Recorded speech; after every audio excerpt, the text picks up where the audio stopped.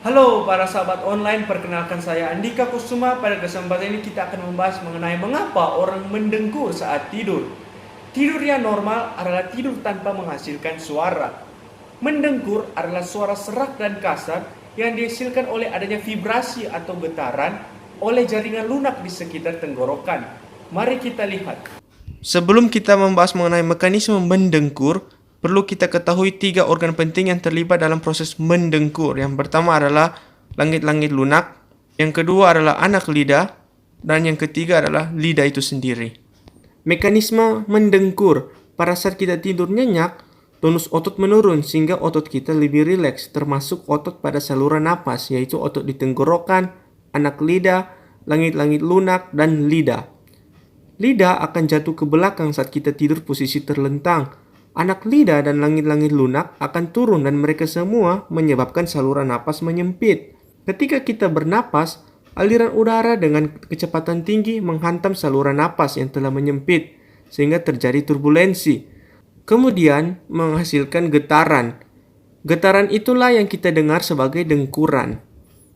Ingat suling. Suling tidak dapat berbunyi kalau lubangnya kita tidak tutup, walaupun kita meniup sekuat tenaga.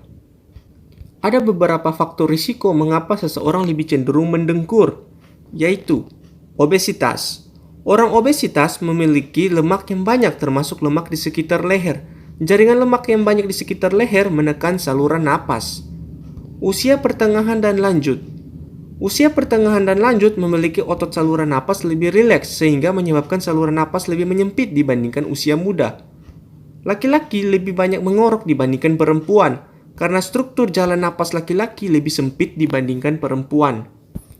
Infeksi saluran napas atas. Infeksi saluran napas atas menyebabkan orang mendengkur karena saluran napasnya bengkak akibat infeksi dan kesulitan menghirup udara. Merokok dalam jangka panjang menyebabkan saluran napas menyempit. Alkohol menyebabkan otot kita lebih rileks termasuk otot saluran napas.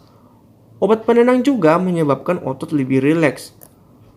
Posisi tidur terlentang menyebabkan lidah jatuh ke belakang, sehingga menyumbat jalan napas. Hal tersebut yang menyebabkan orang lebih cenderung mengorok. Waspada tanda-tanda bahaya saat mendengkur. Pertama, mendengkur keras, berat, dan terasa lelah. Kedua, terbangun terasa tercekik, napas berhenti lebih dari sama dengan 10 detik saat tidur. Ketiga, akibat henti napas yang dirasakan saat tidur, kita tidak bisa lagi tidur nyenyak sehingga kita tertidur pada waktu yang tidak tepat, misalnya tertidur saat kerja di kantor.